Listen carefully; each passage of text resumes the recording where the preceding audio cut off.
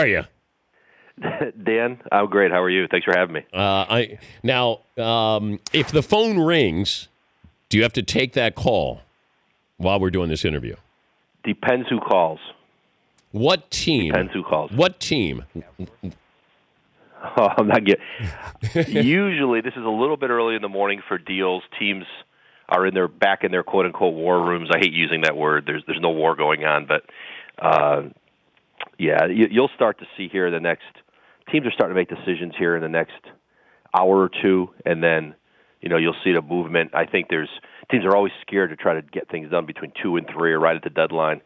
One thing that will impact deals today, and Monty Williams, the assistant coach in Oklahoma City, who tragically lost his wife last week, they're having a ceremony in Oklahoma City today, a memorial service, a funeral for his late wife, and there are several league executives going to that, and I think that some are, if we don't have our deals done by noon, 12:30, we're shutting our phones off. Like we're not walking out of a ceremony to do that. So there are a couple teams there today. We keep hearing the names, but a lot of times we just hear the names, the possibilities here. As we inch closer to this, can you separate fact from fiction? Well, Dan, I think that obviously Dwight Howard is among the most prominent names who certainly the Rockets are discussing potential deals around the league.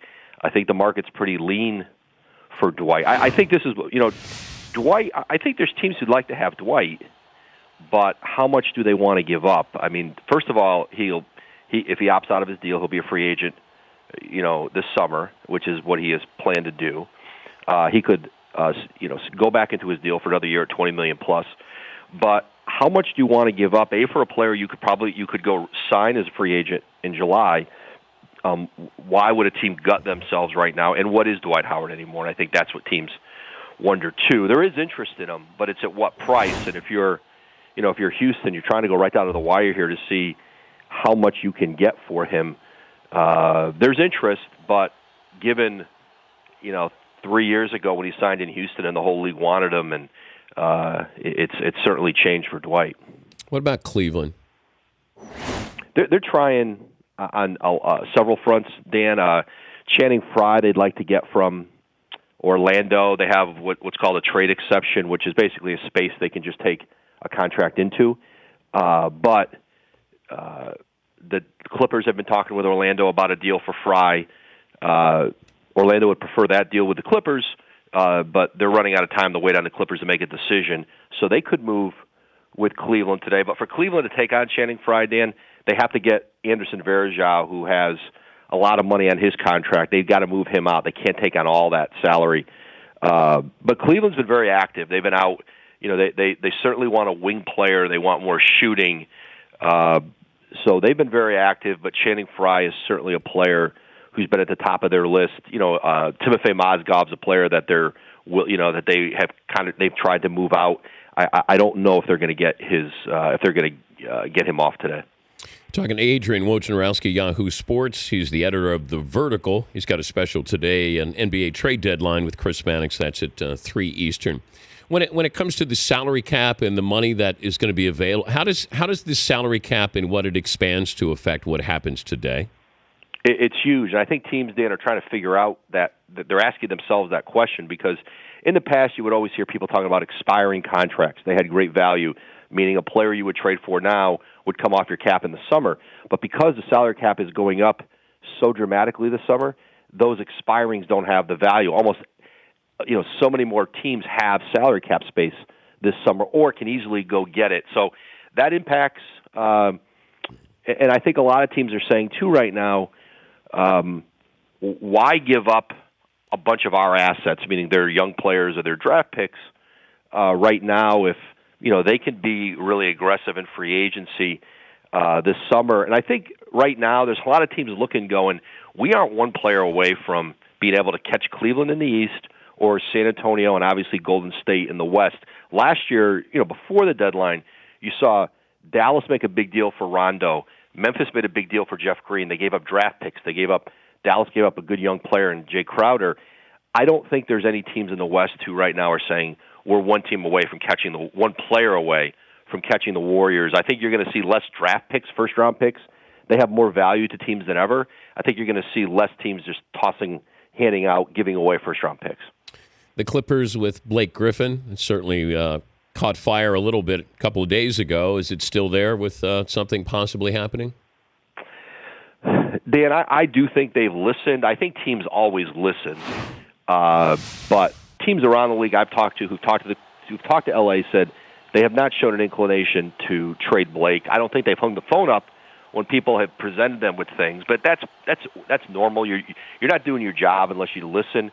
I think that the Clippers' plan is to get Blake healthy, get him reintegrated into this team that's played very well without him, and then make their run here in the West. The Clippers they're very aggressive right now. They're trying to do a bunch of, trying to do some deals. They don't have a lot to trade there. They don't have, assets that people want. But if the Clippers don't really make a run, Dan, and I don't know what that is, whether that's conference finals, NBA finals, but whatever they would consider flaming out in the playoffs or not really achieving, maybe that's not getting past the second round. I think this summer they're going to really look at that roster and decide what is the market for Blake. Do we look at some things out there for him? But I don't think they're there right now. Explain these relationships if it's true that Blake Griffin and Chris Paul do not like each other and James Harden and Dwight Howard do not like each other.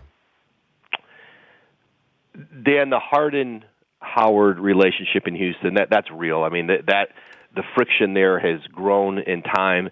That is a part of the fact that Dwight, that they don't feel like it's going to be hard for them to go forward together. That relationship has deteriorated. I think Blake Griffin and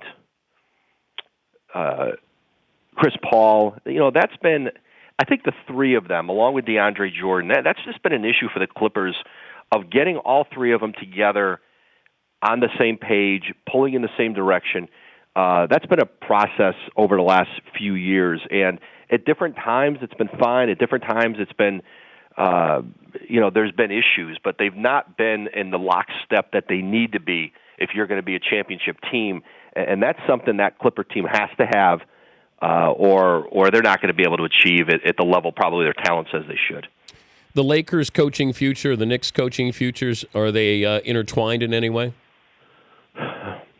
Well, Dan, I think Byron Scott, it would take a miracle to save his job there. And I do believe the Lakers will be on the market for a head coach. That's not really a revelation. I think everybody can see that coming. The Knicks are more interesting in that, Phil Jackson just does not like going outside of his inner circle. The idea, people are talking about Tom Thibodeau. He's not hiring a guy like that. Kurt Rambis is his guy. He's been with him forever. He's been a head coach, not really real successful at it. But I think Rambis has every chance to be able to not obviously finish the year as the interim coach in New York, but go forward with the Knicks. Phil wants to run the triangle, and that's more important than the idea of somebody else bringing a different system into New York. Phil is married to the triangle, and there's very few coaches who can run that. And Rambis is, I guess, at the top of the list of guys who can do that for him. But you really limit the Knicks. The Knicks are a preeminent coaching job in the world, but they've really limited their pools to just Phil's guys. What about the Lakers? Have we seen enough of Luke Walton, where Luke Walton is front and center there on their wish list? I think he'll be among them. Dan, certainly he's got a lot of history with the organization. He's popular there. I think people like Tom Thibodeau will be in the mix.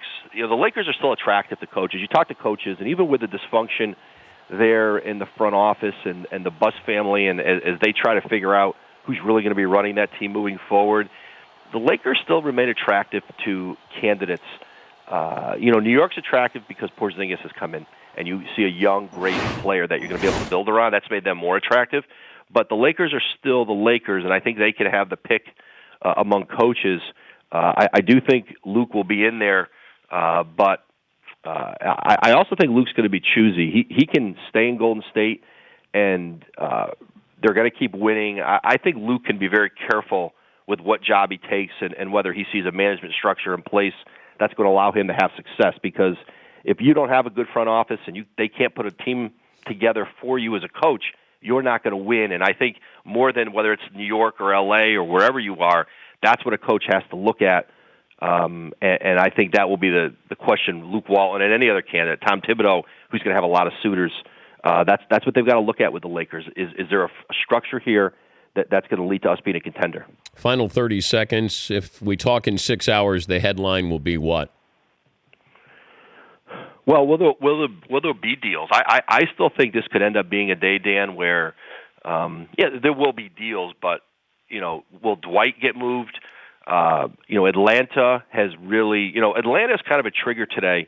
Al Horford, Jeff Teague. I think it's more likely Jeff Teague is on the move. There's a lot of interest in him.